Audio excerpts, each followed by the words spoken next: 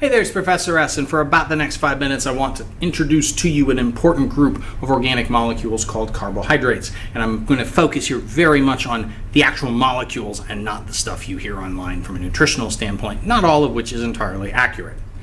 Carbohydrates are a group of organic molecules composed of three elements. They're polymers, and they're formed from three elements: carbon, hydrogen, and oxygen, and typically in a 1 to 2 to 1 ratio. That's 1 carbon to every 2 hydrogens to every 1 oxygen. And while this ratio isn't always met perfectly, it's a really important starting point to understanding the chemistry of carbohydrates as a group.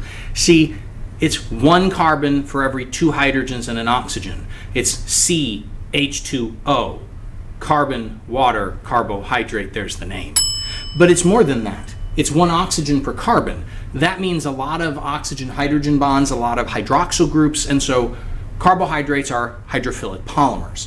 Now, they're polymers composed of monomers called monosaccharides. Here are 3: glucose, fructose, and galactose. I'm guessing you've heard of at least 2 of these. By the way, just a quick side note, I'm always going to show my monosaccharides in their ring conformation in my videos because I'm only really interested in the molecules inside living systems. That means in aqueous solutions when they tend to assume the ring conformation. So I won't be showing linear conformations. These 3 monosaccharides in particular effectively have one cellular function.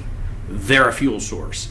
They're like the fuels. In fact, glucose alone is the fuel source. The vast majority of cells, given options of organic macromolecules to catabolize, to release energy, to make ATP, they selectively use glucose. And they even convert other molecules to glucose before they catabolize it. So these are very important as a fuel source.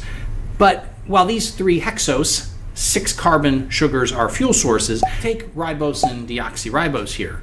Whether you know those names, you probably, that sounds familiar.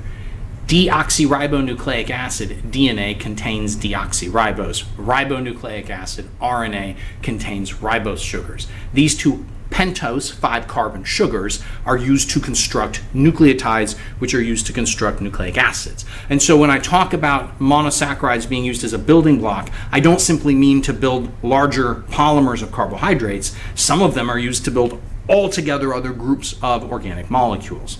And so there we have monosaccharides, fuel source, some of them building blocks, good examples.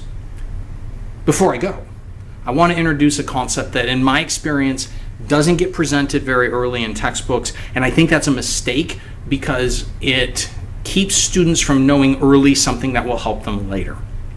When we look at monosaccharides, we number the carbons. And I don't just mean we count them. I mean, you probably caught that I was describing them as hexose or pentose based on whether they had 6 or 5 carbons in them. Right? We actually assign each individual a number. Let's zoom in on glucose. So here's glucose, and here are its 6 carbons. Carbon 1, 2, 3, 4, 5, and 6. Now, the reason we number them is so that when this molecule is modified, we can describe the modification's location by directly referencing the carbon. It's a really huge convenience, and very often you'll see this written with a little prime symbol next to the numbers. Let's look at deoxyribose real quick. So here it is up close, and here are its 5 carbons numbered 1, 2, 3, 4, and 5. Now this one in particular is going to come back up, especially if you're in introductory biology. And it's going to come back up because when you look at the structure of DNA and RNA, we very often talk about them as having what's called a 5' and 3' orientation.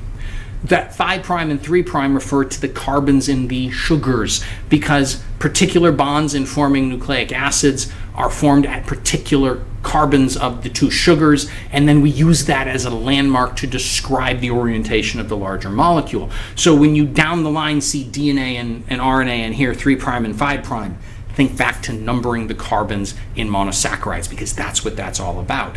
And I'll get into the larger polymers in a different 5-minute set.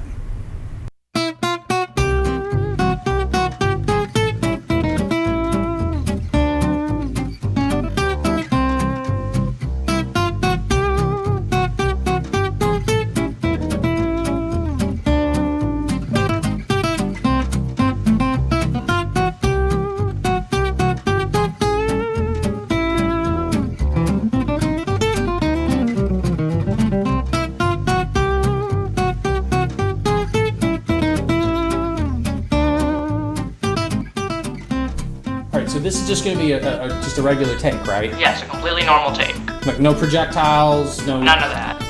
You're not going to do anything? I'm not going to do anything to you during the filming. Okay.